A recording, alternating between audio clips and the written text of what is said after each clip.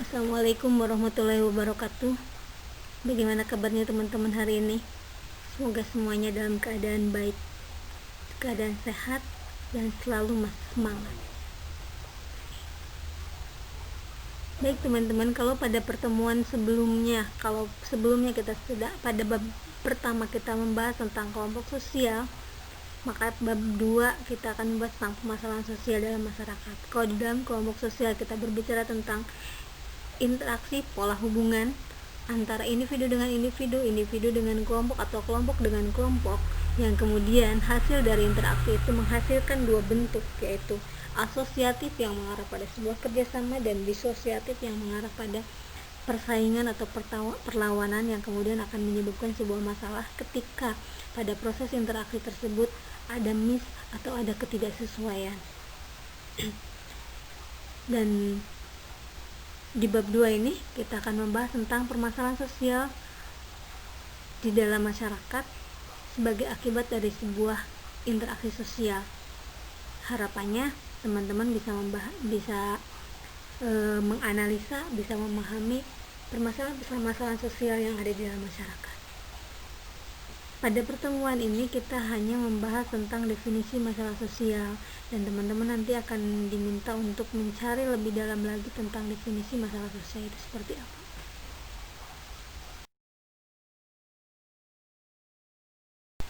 Tujuan pembelajaran kali ini adalah memahami permasalahan sosial di masyarakat. Teman-teman harus paham bahwa setiap individu pasti mengalami masalah sosial dalam kehidupannya. Ada yang mengalami masalah kecil atau masalah besar. Sebenarnya dengan ada masalah membuat kita menjadi pribadi yang lebih peka terhadap lingkungan sekitarnya. Jadi di sini dengan teman-teman memahami lebih peka, diharapkan makin peka terhadap permasalahan-permasalahan yang ada di lingkungan sekitar. Silakan teman-teman perhatikan gambar di bawah ini ya. Ini gambar seorang laki-laki dengan dua anaknya dan tidak memiliki rumah. Kalau menurut teman-teman yang ini bagaimana?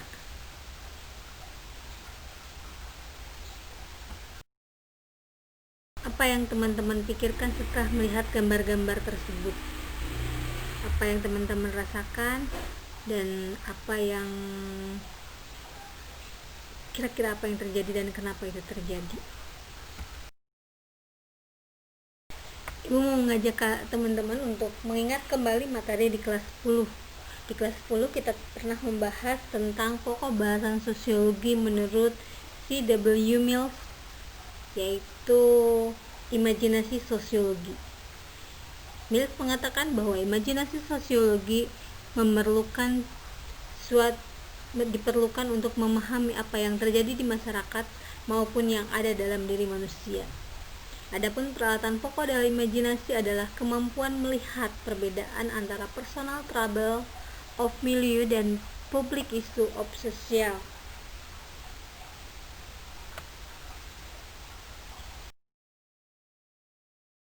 Apa itu personal trouble of milieu?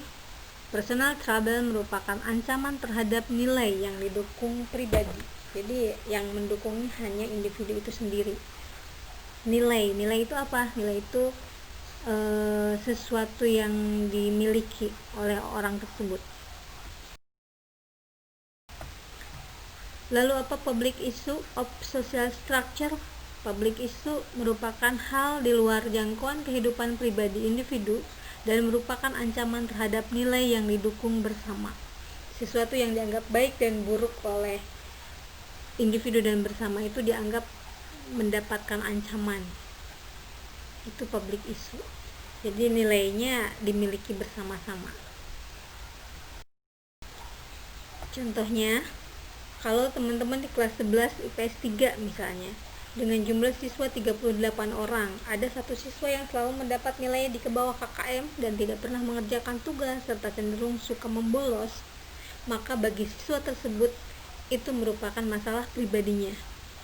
Masalah ini dapat diatasi dengan mempertimbangkan ciri, karakter, serta kemampuan siswa yang bersangkutan.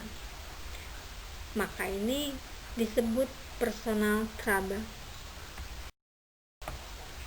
Namun jika di kelas 11 IS3 yang jumlah 38 tadi dijumpai ada sekitar 6 siswa yang bermasalah, yang tidak pernah mengerjakan tugasnya dan cenderung membolos, maka itu yang disebut public issue, yang pemecahannya berada di luar kemampuan siswa-siswa bermasalah tersebut. Kenapa? Karena permasalahannya bisa jadi merupakan masalah yang diakibatkan bukan dari siswa itu sendiri, tapi dari lingkungan luar. Bisa dari guru, dari lingkungan teman-teman, atau dari lingkungan masyarakat.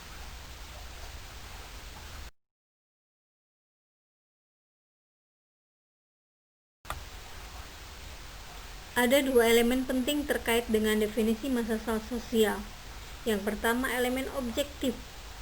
Masalah sosial menyangkut keberadaan suatu kondisi sosial yang disadari melalui pengalaman hidup, media, pendidikan. Kondisi sosial secara objektif ini berbahaya bagi masyarakat dan benar-benar nyata adanya karena pernah dialami oleh masyarakat, sehingga bersifat universal dan masalah ini dapat ditemukan hampir di seluruh dunia. Sedangkan elemen subjektif merupakan masalah sosial yang menyangkut pada keyakinan bahwa kondisi itu berbahaya bagi masyarakat dan harus segera diatasi.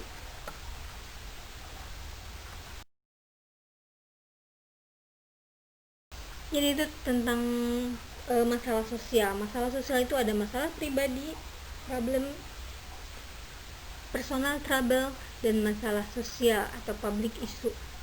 Kemudian dilihat dari penyebabnya, masalah sosial itu ada yang bersifat objektif, ada yang bersifat subjektif hanya karena keyakinan.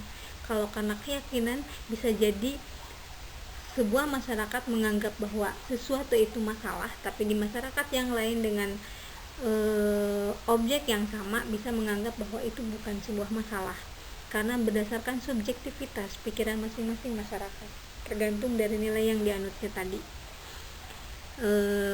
Berdasarkan uraian di atas, sekarang ada tugas untuk teman-teman. Yang pertama, cari dan sebutkan contoh masalah yang ada di lingkungan sekitar teman-teman tinggal atau masalah-masalah sosial yang akhir-akhir ini terjadi ya. Kemudian yang kedua, menurut pendapat kalian, apa yang melatar belakangi munculnya masalah tersebut? Kira-kira masalah itu munculnya karena apa nih? Kemudian berdasarkan pengetahuan dan hasil pengamatan, menurut kalian apa yang kalian rasakan karena adanya masalah tersebut? Terakhir, silahkan buat kesimpulan, apakah masalah yang diteliti tersebut merupakan masalah personal trouble atau masuk pada public issue.